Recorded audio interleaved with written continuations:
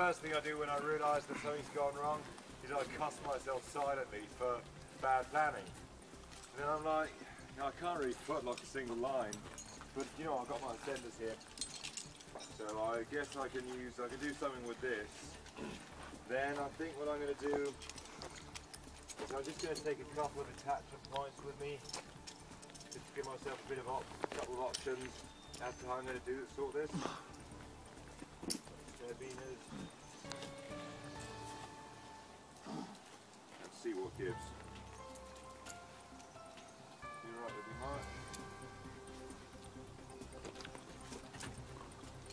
Anybody see anything more complex about this than the Prusik rescue? The footlock Prusik rescue? Yeah. You can see he's got to bypass my foot. He can't get the height very easily.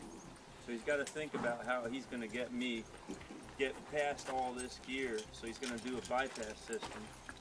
Because he can't rescue me from below me. He's got to get some height to utilize that counterweight or set up another anchor point. So normally I wouldn't run a double ascender on a single line, but in this case I guess they're bait. Can you just get yourself a metre higher maybe, Mark? Yeah. I think we're going to be a bit low down otherwise by the time. Okay, that's great, cheers. That's enough? Yeah. So again, got the little accessory beaner in there. And tie to the handle here.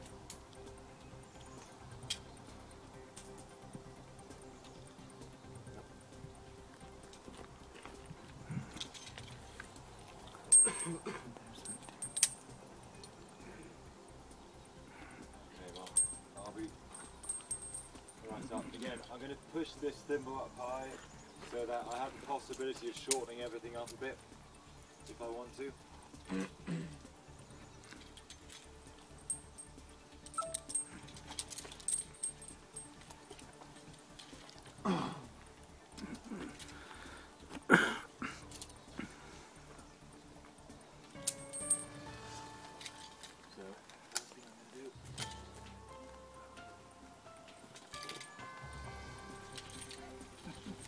Uncomfortable here. Don't jam that ascender up too. I had a really bad mental image of where my ascent tree was going. Okay. Pull it together, Mark. I'm with you, don't worry. Okay. I moved them. I'm more comfortable now.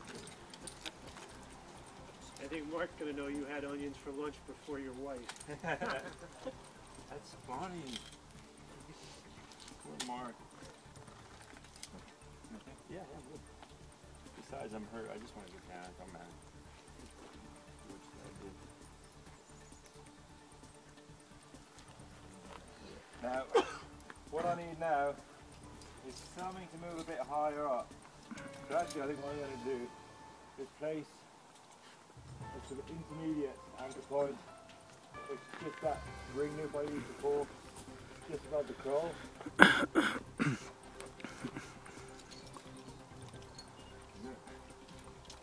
And I'm just going to use my lanyard on that. Lanyards are a great piece of kit, they're versatile, they're on your harness, use them.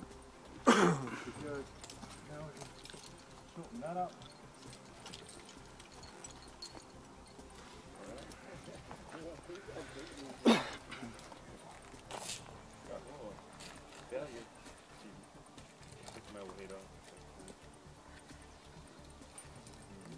Good. Now, I can. That's all getting a bit cluttered now, so I'm going to get my ascenders off there, tie it into here. That's all okay. I'm not going to put a stopper in there now because there's the crawl just beneath it, so it's not going to slide far anyway.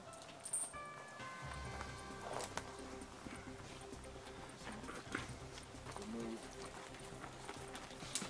ascenders.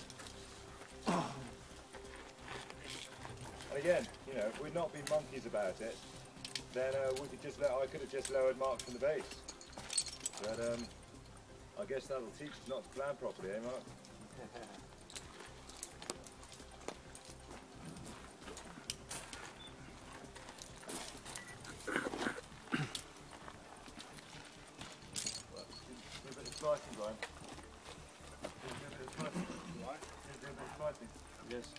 splice shop now? Yeah. You mind if I splice underneath you guys? It's kind of an inside joke. Okay, so that's got me up a fair distance. I'm still not quite where I want to be. See if I can get myself a little bit higher.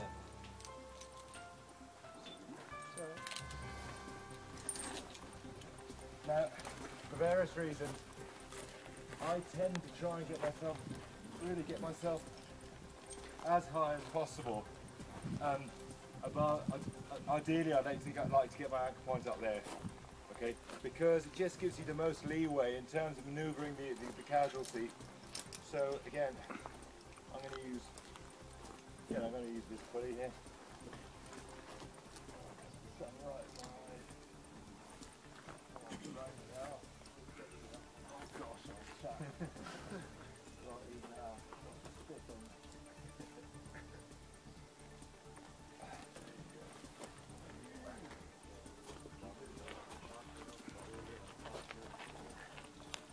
Okay, and don't hold your breath.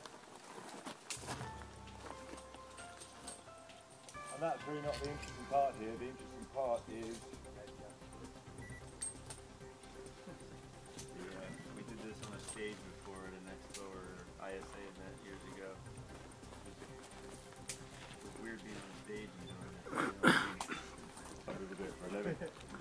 Finally understood some things I never understood. Well, that you're kind of enjoying it. Leave it on for now.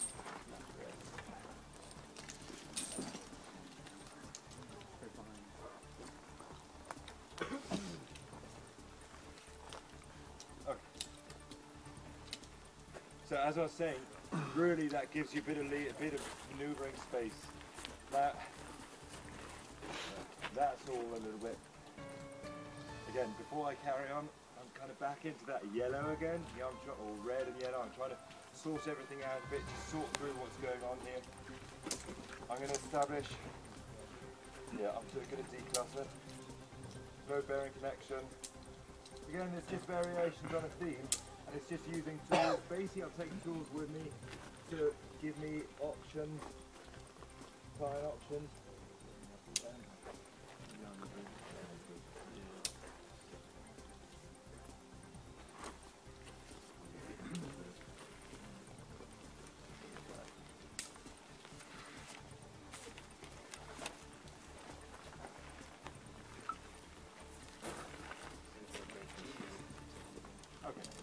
So, this is all a little bit.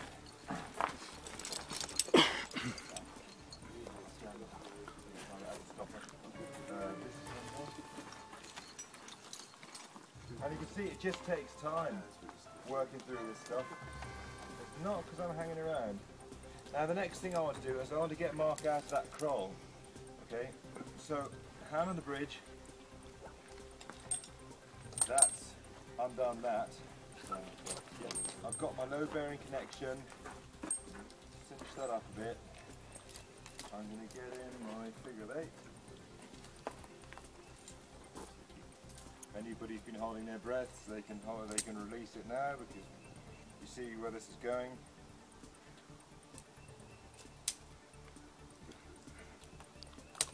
Mark, it seems like one downside of that system though is if you're working with somebody who's substantially heavier, you could actually get pulled up to the pulley saver, which would release your hitch. Oh, him? Yeah. Sorry, Mark. I can get pulled up to release this. If you're I over mean, if counter- I were to pull him up, But if you then- tethered each other This is together, this Oh, limits okay, the but travel. you got your finger on there. I think the worst thing that can happen, you're right, is that you travel up a bit, Yeah. but the load bearing connection will stop you from going too far. But that is, I'm sure that's an argument for.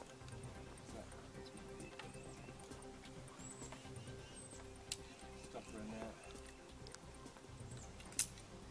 Okay, we're all detached, and we're good to go.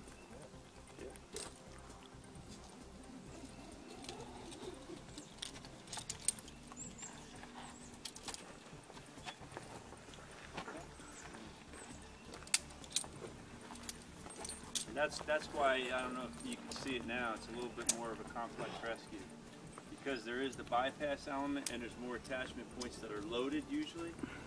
know, so I find it easiest to identify things in levels. You know, the foot ascenders, where the attachment is to the harness, the high ascender, and then utilize each one in levels as you're detaching, but make sure you're reattached before you detach anything. Yeah, it's load bearing obviously. That's right, there's a very clear sequence of events, isn't there? Get up there, shorten up your attachment so you're as close as you can be. Low bearing anchor over the top, low bearing anchor over the top, stop and not below that. Attach to the casualty, counterbalance the casualty, low bearing connection, undo the put in the aid, undo the casualty, undo yourself to set. That's the sequence. Or, you know, however you choose to do it while doing that sequence actually. Yeah. And one thing also that I see a lot of people make mistakes is, especially in competition, I know some of it, that's where you see the most of the rescues and people trying rescues, so that's where I see I have a lot of experience in that aspect, and I see a lot of people make the mistake of shortchanging their movements.